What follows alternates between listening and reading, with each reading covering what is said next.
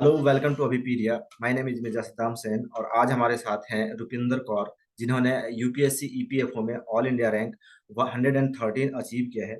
और आज हम लोग जानेंगे इनसे कि किस टाइप से इन्होंने प्रिपरेशन किया और किस टाइप से इनकी स्ट्रैटेजी रही अलग अलग सब्जेक्ट के लिए। और आज हम लोग इनकी सक्सेस के बारे में जानेंगे कि किस टाइप से इन्होंने एक स्टूडेंट से एक जर्नी जो इनकी रही एक ऑफिसर बनने की, वो सारी बातें जानेंगे हम लोग। तो सबसे पहले मैं स्वागत करना चाहूँगा अपने यूट्यूब चैनल पे रुपिंदर कौर का। Hello. Thank you, Sam. Hello, sir. Good afternoon, sir, and good afternoon, everyone. Rupinder, सबसे पहले तो कॉन्ग्रेचुलेसन मेरे और हमारे अभिपीडिया टीम की तरफ से आपको आपके सिलेक्शन के लिए। Thank you, sir. Thank you so much. और सबसे पहले तो रुपिंदर, आप मुझे ये बताइए कि आप कहाँ से बिलोंग करते हो? आप आपकी एजुकेशन क्वालिफिकेशन क्या है? आपके पेरेंट्स क्या करते हैं? Sir, मैं पंजाब से हूँ, Gurdaspur city, and my father is a businessman and my mother is a homemaker. And sir, मैंने graduation की है law में, so I passed out in 2016, and since then I am preparing for civil services examinations, and I have given so many other competitive examinations as well. So sir, मैंने 2018 में PCS दिया था पंजाब का, तो I reached the interview level in my very first attempt, and but I failed in the merit list, coming to the merit list. Sir उसके बाद मैंने बीच में तो यूपीएससी प्रीलिम्स दिए थे बट क्वालिफाई नहीं कर पाई थी। 2020 में मैंने क्वालिफाई किया था, एंड द सेम ईयर मैंने पीसीएस अगेन दिया था, उसमें अगेन इंटरव्यू लेवल तक पहुंच के I failed.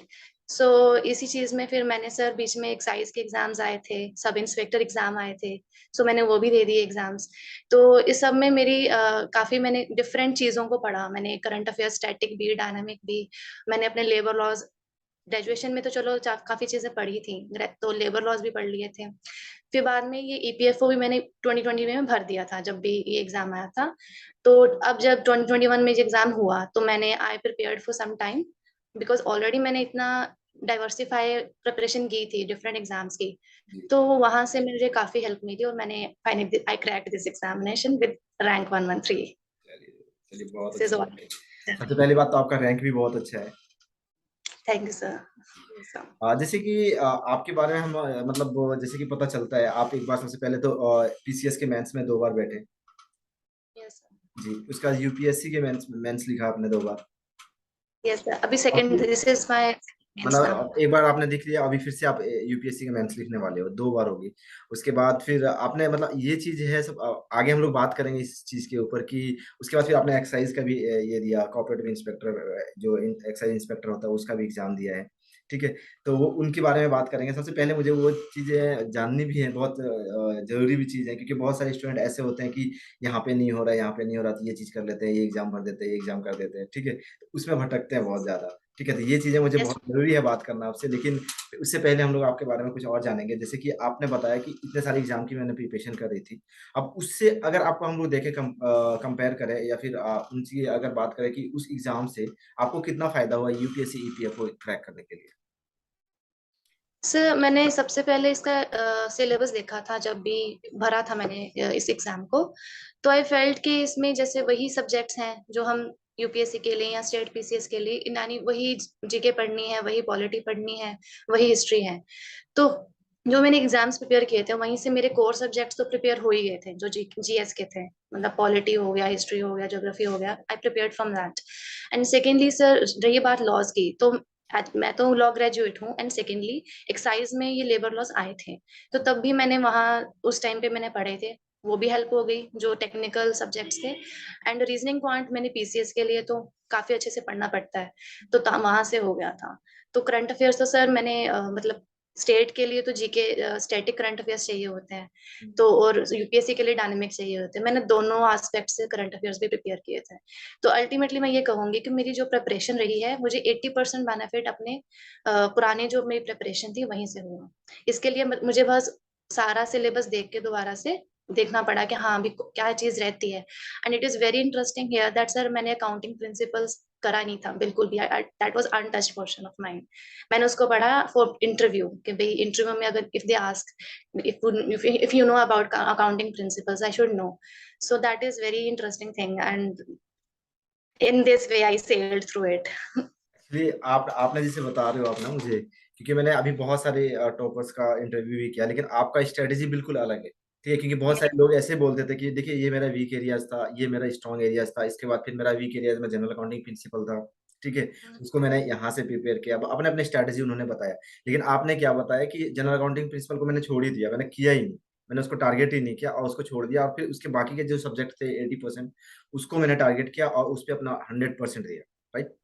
Sir I will give a very important message to the students जी, कि चलो अभी तो टाइम है, but if you have paucity of time then आप 80% को 100% प्रिपेयर करो, 80% सिलेबस को 100% प्रिपेयर करो rather than going for 100% of syllabus.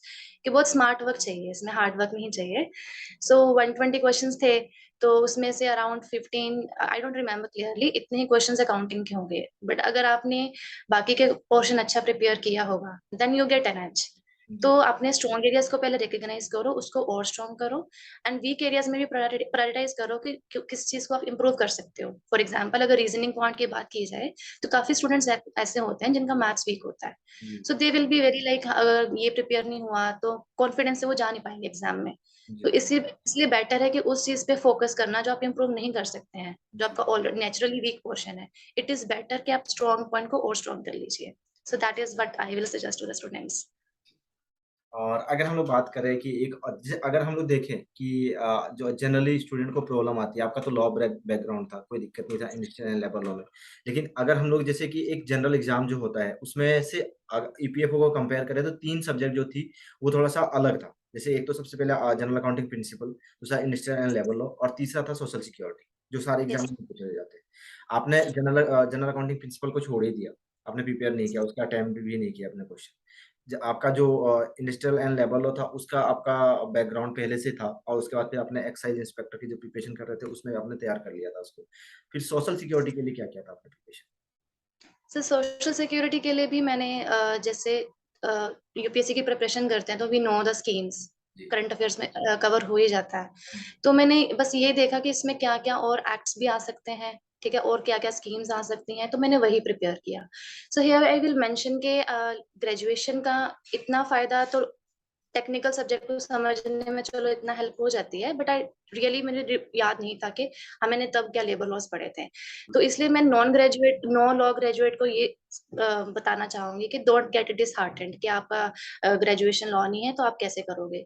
ये लॉज बहुत सिंपल है। सर मैंने क्या किया था कि मैंने ईपीएफओ का पुराना पेपर देखा था कि कैसे क्वेश्चंस पूछते हैं।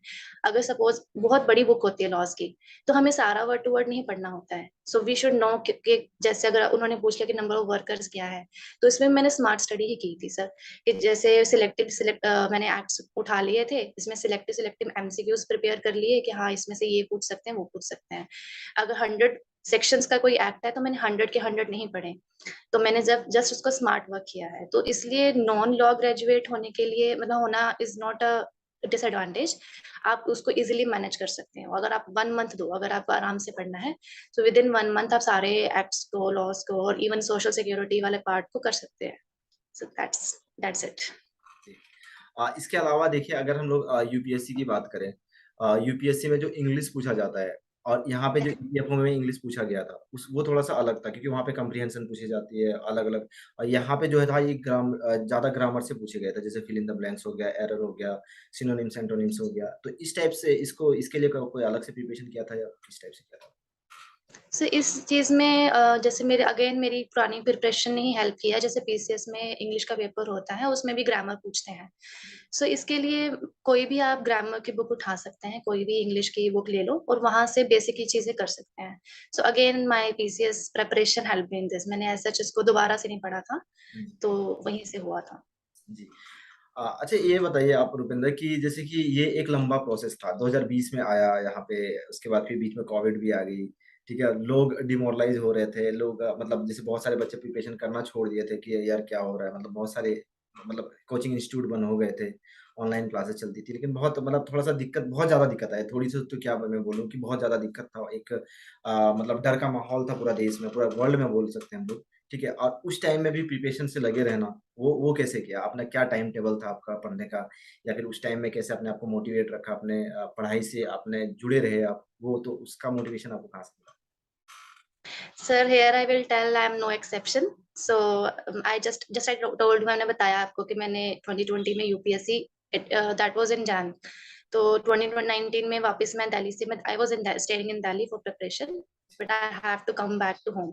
सो मेरे साथ ये हुआ था कि मेरा पढ़ने का माहौल एकदम चेंज हो गया। सो मैंने भी I also suffered a lot, मैंने भी काफी मतलब लो लो फेजेस फेस किए हैं। हियर आई विल सजेस्ट कि आप अगर अपने पेरेंट्स से काफी क्लोज हो तो शेयर विद देम। अगर कोई फ्रेंड्स ऐसे हैं जो प्रिपरेशन में ही कर रहे हैं, मतलब वो दे आर प्रिपेयरिंग या सिलेक्टेड है, तो उनसे बात करो, अकेले रूम में नहीं बैठना है। That is the most dangerous thing. And secondly sir, मेरे साथ तो ये था कि my journey started in 2016-17 onwards and it is now 2022. It is a long duration, 5 to 6 years. But what happened with me, what I feel lucky that I never I failed, but कि मैं किसी ना किसी stage पे थी। जैसे 2018 में भी मैं इंटरव्यू दे रही हूँ, 2020 में मेंस लिख रही हूँ। तो मेरे साथ ये था कि आई हैड सम अचीवमेंट, थोड़ी सी अचीवमेंट थी जिसने मुझे हमेशा मोटिवेट किया। तो सर मैं तो स्टूडेंट्स को यही कहूंगी कि ठीक है, लो फेज आते हैं, दैट इज नॉट कि आप ऐसा मत सोचना कि हमारे साथ ही ऐसा है, सब पढ़ रहे हैं एंड दे आर वो हमसे आगे चले गए, ऐसा नहीं है, सबके साथ होता है। कई शेयर करते हैं, कई शेयर नहीं करते हैं। बस ये है कि ठीक है, एक दो दिन का ब्रेक लीजिए, कुछ अच्छे से कुछ मूवी देख लिए, कुछ भी ऐसे ऐसे मतलब अपना माइंड को फ्री रखो from study. There after come back, अपना सिलेबस उठाओ, उसको सामने रखो। जो मेरा टेक्निक हमेशा यही रहा है कि जब भी मुझे लगा कि मेरी पढ़ाई नहीं हो रही है, तो मैं सिलेबस उठाती थी, नंबर ऑफ डेज कितने रहते एग्जाम में वो सामने लिखती थी पेपर पे, उसको डिवाइड करती थी कि हाँ मुझे इतने दिन में ये करना था। तो अब फिर उसके बाद जब पता चलता था यार टाइम तो है नहीं, मैं क्यों इतना टाइम वेस्ट कर रही हूँ, टाइम तो है नहीं, मैं क्यों ऐसे इधर उधर जा रही हूँ, तो तब भी फिर अंदर से एक मतलब वो मोटिवेशन आती है कि अब तो शुरू करते हैं, लगते हैं। तो स्टार्ट विथ फ्यू आवर्स, जैसे एक दिन 3 घंटे दे दिए, धीरे धीरे उसको बढ़ा दिया है, तो आप दोबारा से ट्रैक पे आ जाएंगे। एंड यहाँ पे एक मेंटर का होना या किसी इंस्टीट्यूट के साथ कनेक्ट करना बहुत जरूरी है। जैसे आप अभी पीडीए ले लिए, ये टेस्ट सीरीज अच्छी देते हैं या कुछ भी है, तो आप उनसे कनेक्ट करके अपना रेगुलर टेस्ट दीजिए, वो आपको इवेलुएट करके भेजेंगे, तो वो काफी अच्छा मोटिवेशन रहता है कि हाँ अब हमारा इवेलुएशन हुआ है, हमारी ये परफॉर्मेंस है। तो ऐसे मतलब इस चीज को ऐसे हैंडल करना है कि ठीक है, it's normal to be depressed, but अपने आप को खुद ही निकालना पड़ेगा उसमें से। yes, जैसे कि आपने बताया कि आपने पहले तो पीसीएस 2 बार दिया, इंटरव्यू दिया आपने। अब पीसीएस देने के बाद फिर आपने मेंस भी लिखा, ठीक है? उसके बाद फिर एक्साइज एक्साइज इंस्पेक्टर का भी दिया एग्जाम आपने। तो मैं बस ये जानना चाहता हूँ, क्योंकि ज़्यादातर स्टूडेंट जो होते हैं, जो जिन्होंने एक बार पीसीएस क्वालिफाई कर जाते हैं या फिर इंटरव्यू तक पहुँच जाते हैं या फिर मेंस एक बार लिखते हैं, वो उधर नहीं जाते, मतलब नीचे नहीं जाते, वो एसएससी में नहीं जाते या फिर एक्साइज इंस्पेक्टर के को ये में नहीं जाते, एग्जाम में नहीं जाते। तो मतलब वो मतलब वैसे स्टूडेंट करते हैं जिनको कोई सब मतलब एग्जाम क्रैक नहीं हो रहा होता है या फिर मतलब प्रीलिम्स नहीं निकल रहा होता, तो वो क्या करते हैं कि बैंकिंग में चले गए, एसएससी में चले गए। लेकिन आपने, जैसे कि आपका एग्जाम भी हो रहा था, कि आप में इंटरव्यू तक जा रहे थे, फिर भी आपने एक्साइज इंस्पेक्टर का दिया, तो मतलब इसका मतलब कुछ बताइए? सर इसका मेनली वही मैं रिलेट करूंगी जो आपने पहले क्वेश्चन पूछा था कि आपका मतलब इतना टाइम हो गया तो आपने मतलब स्ट्रेस आता नहीं आता, तो सर वही था कि आई वांटेड अ बैकअप। जी। अल्टीमेट गोल तो यही है कि भाई सिविल सर्विसेज में जाना है, बीट स्टेट या बीट यूनियन यूपीएससी। सो मुझे मेरा पर्पस इन एग्जाम्स को देने का यही था कि मुझे एक बैकअप चाहिए या फिर एक माइंड की सेटिस्फेक्शन चाहिए कि हाँ मेरे हाथ में कुछ है, क्योंकि मेरे साथ वाले ऑब्वियसली वो जुडिशरी की प्रेपरेशन कर रहे हैं या कोई प्रैक्टिस कर रहा है, क्योंकि सब मुझे बोलते हैं कि भाई तूने क्यों नहीं की, भी आ जाती। तो मेरे साथ यही था कि मुझे एक जॉब चाहिए थी, कि मुझे एक मेंटल सेटिस्फेक्शन, मेंटल जो प्रेशर है घर से भी है ना, कि वो कम होना चाहिए, कि साइड बाय साइड अपना मेरा मोटिव यही था कि भाई जॉब लेके साइड बाय साइड अपनी प्रिपरेशन कंटिन्यू करूंगी। सो that is why I give those exams. ये अक्सर सारे स्टूडेंट के साथ होता है कि भाई कहीं पे सेटल हो जाओ, उसके बाद फिर मैं लगूंगा और टाइम देके, उसके बाद मतलब एक मतलब होता है ना, जॉब सिक्योरिटी हो जाती है कि हाँ मैं इतना वेस्ट कर रहा हूँ टाइम, तो मेरे पास मतलब है कुछ अभी किया हुआ, उसके बाद फिर बैकअप में, उसके बाद फिर मैं आगे बढ़ूंगा। तो असल में मेन मोटिव यही था। यस। रुपिंदर, आप ये बताइए कि जैसे कि आपने ये हो मतलब आपका एग्जाम हो गया, ठीक है? उसके बाद फिर आपने इंटरव्यू की प्रिपरेशन, जैसे आरटी रिक्रूटमेंट टेस्ट हो गया आपका, उसका निकल गया, उसके बाद फिर आपने इंटरव्यू की प्रिपरेशन किस टाइप से? Yes sir. सर इंटरव्यू के लिए मैंने जैसे आपके प्लेटफॉर्म ने भी अपॉर्चुनिटी दी थी, तो मैंने अपना जो भी डाटा था वो आपको आपकी साइट पे मैंने भरा था, तो एंड अभी पीडिया they provided me a list of questions. तो वो क्वेश्चंस ने काफी हेल्प की थी मुझे कि भाई कैसे किस एस्पेक्ट को, मतलब क्योंकि ये ईपीएफओ इज क्वाइट डिफरेंट। अगर हम देखें टेक्निकल सब्जेक्ट्स हैं इसमें, तो मैंने स्टेट के तो दिए थे इंटरव्यू, बट ये थोड़ा डिफरेंट इंटरव्यू था। तो दैट्स वाई अभी पीडिया ने उस चीज में काफी हेल्प की, जो क्वेश्चंस प्रोवाइड किए थे। एंड आई रिमेम्बर मैंने एक मॉक भी दिया था इसमें। तो इंटरव्यू के लिए मतलब मैंने 2-3 मॉक्स ही दिए हैं, एंड जो क्वेश्चंस आपने प्रोवाइड किए थे, तो यही मतलब रहा मेरा इंटरव्यू की प्रिपरेशन का सारा स्ट्रेटेजी। यस। रुपिंदर, कुछ ऐसा इंसिडेंट जो आप जब आप यूपीएससी में गए थे उस टाइम आपका जो इंटरव्यू हुआ था, तो वहाँ पे कुछ ऐसा इंसिडेंट हुआ जो, या फिर कुछ भी आप जो शेयर करना चाहोगे? So I will share that कि जब अभी जा रहे थे, I was on my way to UPSC Bhavan. तो मैं आई वाज लिटरली बहुत ज्यादा मैं डरी हुई थी, एंड मैं अपने भाई को जस्ट बोलने वाली थी कि भाई चल वापस से यूपीएससी में कैसे एंटर करूंगी, कैसे वहां पे दूंगी इंटरव्यू। बट मैं चलो ठीक है, अब आए तो हैं, देना है। तो सर वहां पे मैं गई तो इट वाज वेरी रिलैक्सिंग। मतलब क्योंकि पीसीएस में थोड़ा सा माहौल डिफरेंट रहता है इंटरव्यू का, तो वहां पे 10 मेंबर्स का पैनल था। तो यहाँ पे तो मतलब 4 मेंबर्स का पैनल था, और काफी कोर्डियल एनवायरनमेंट था। तो सर इंटरव्यू काफी अच्छा रहा, बहुत रिलैक्सिंग रहा। ऐसा कुछ डरने की बात नहीं है, ठीक है। UPSC very very cordial, very cooperative staff था वहाँ पे। तो सर मेरा इंटरव्यू सही रहा है, मेरा ऐसा कुछ खराब नहीं गया। बट हाँ, that I will give one suggestion to the aspirants कि आप वहां पे अंदर जाके जो बोलते हैं स्टार्टिंग में, शुरू में जो भी आप वो पूछते हैं आपको, वो बड़ी ध्यान से बोलना चाहिए। अब मेरे साथ इंटरेस्टिंग थिंग ये हुई थी कि मैंने तो चलो बाकी से पूछ रही थी कि आपका इंटरव्यू क्या हुआ, कैसे क्या क्वेश्चंस पूछे। मेरे साथ ये हुआ कि मैं अंदर गई, तो चेयरमैन सर ने सबसे पहले बोला आपका रोल नंबर क्या है। तो मतलब mostly students they will not bother about कि ध्यान क्या नहीं। है रोल नंबर है कुछ। आई वॉज लकी इनफ कि मुझे याद था मेरा रोल नंबर क्या है। तो वो I think that is the main point. मुझे लगा शायद इसी ने हेल्प की कि हाँ भी स्टूडेंट को पता है कि दे नो अबाउट देमसेल्व्स कि हाँ ये आपका रोल नंबर ये है। एंड सेकेंडली सर मेरे साथ तो नहीं, जो मेरे पहले इंटरव्यू हुआ था जिस लड़की का, उसको ये बोला गया था, पूछा गया था कि आप कैसे आए यहाँ पे। She was from south India. तो उसने बोला कि मैं प्लेन से आई। तो उसका सारा इंटरव्यू उस प्लेन पे था कि प्लेन का फंक्शन क्या है, प्रिंसिपल क्या है। तो मतलब ये बताने का मेरा पर्पस ये है कि आपको जो इंटरव्यू जब आप जाते हो, तो वहां पे आप शुरू में जो बोलते हो वो बड़े ध्यान से बोलो। ट्राई के ऐसे वर्ड्स बोल दो आप चाहते हो कि सामने वाला आपसे वहीं से क्वेश्चन पूछ ले। जैसे मैंने बोला था कि मैंने प्रैक्टिस की है, एनडीपीएस एक्ट के रिलेटेड केसेस हैंडल किए हैं। तो मुझे एनडीपीएस का सारा पूछ लिया जो मैंने ऑलरेडी प्रिपेयर किया था। जी। सो इंटरव्यू के लिए एज सच आपको खुद भी थोड़ा स्मार्ट होना जरूरी है कि आप वहां पे क्या बोल रहे हो, सो दैट आप जानबूझ के वो ऐसे वर्ड्स को थ्रो करो कि वो आपसे वहीं से क्वेश्चंस पूछ लें। तो my interview was very smooth, so it was not difficult for me. मतलब आप बोलना चाह रहे हो कि मतलब आप अपने इंटरव्यू को खुद खुद मतलब लीड कर सकते हो? You can sell your interview as you want. जी, जी। रुपिंदर, अगर जितने भी, जैसे कि बहुत सारे एस्पिरेंट्स हैं जो अभी ईपीएफओ में गए, इंटरव्यू भी दिया उन्होंने और उसका सिलेक्शन नहीं हुआ उनका। इसके अलावा मतलब बहुत सारे एस्पिरेंट्स हैं जो अभी आने वाले एग्जाम्स की भी प्रिपरेशन कर रहे हैं, जैसे यूपीएससी, एपीएफसी हो गया, या फिर और बहुत सारी गवर्नमेंट जॉब है जैसे सीएपीएफ हो गया। बहुत यस। मतलब एस्पिरेंट्स हैं जो प्रिपरेशन अभी कर रहे हैं, अभी लगा नहीं है उनका, कुछ भी नहीं हुआ है, तो उनको अगर कुछ मैसेज देना चाहो? सर मैं यही बोलूंगी कि भाई लगे रहो, मतलब अपनी प्रेपरेशन जो है उसको स्लो मत करो। एंड ये जो मिथ्स हैं कि भाई यूपीएससी वाले भाई 12-13 घंटे या 14-15 घंटे पढ़ते हैं, after that only they get selected, ये सारे मिथ्स हैं। क्योंकि आपको अगर आपकी प्रेपरेशन स्मूथ है, अच्छी, आपको डेली टारगेट्स ही सेट करने हैं कि आपको अगर दिन में ये करना है, तो 8 to 10 आवर्स भी सफिशिएंट है। इफ यू आर प्रिपेयर, आप जॉब के साथ भी प्रिपेयर कर सकते हैं। And secondly keep your sources जितने मिनिमम हो सकते हैं उतना मिनिमम करो। अगर आप अभी पीडीएफ फॉलो करते हैं उसको ही फॉलो करो, और कहीं जाने की जरूरत नहीं है। अगर आप किसी और इंस्टीट्यूट को फॉलो करते हो आप उनको फॉलो करो, but revision is the key. जी। Notes are the key and revision is the key. उसी को मतलब बार बार रिपीट करने का फायदा है, ज्यादा इधर उधर जाने का फायदा नहीं है। एंड अपना डे है एज वो, मतलब मेरा ये रहता था कि जैसे मैं अपने डे को 3 पार्ट्स में डिवाइड करती हूँ कि सुबह जैसे न्यूज़पेपर प्लस जीएस का कोई सब्जेक्ट पढ़ लिया, फिर दोपहर में कुछ क्वांट रीजनिंग कर लिया, फिर एक टाइम पे कुछ अपना और लॉ का सब्जेक्ट पढ़ लिया। तो plan your day as you feel कि आप कर सकते हो। कई तो ऐसे करते हैं कि पूरा दिन ही एक ही सब्जेक्ट पढ़ते हैं, तो उनके लिए वो वर्क करता है। अपनी स्ट्रेटेजी आप खुद पहचानो, बट जो कॉमन चीज यही है कि डोंट गेट लाइक, मैं ये मत सोचना कि मैंने 8 घंटे नहीं पढ़ा या 10 घंटे नहीं पढ़ा तो मैं क्या करूंगी।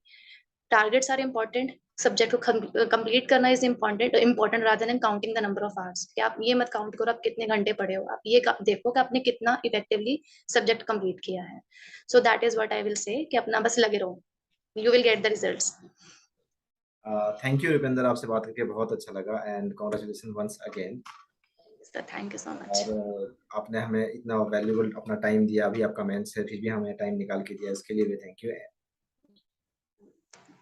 And best of luck for your mains exam. Thank you sir, thank you so much.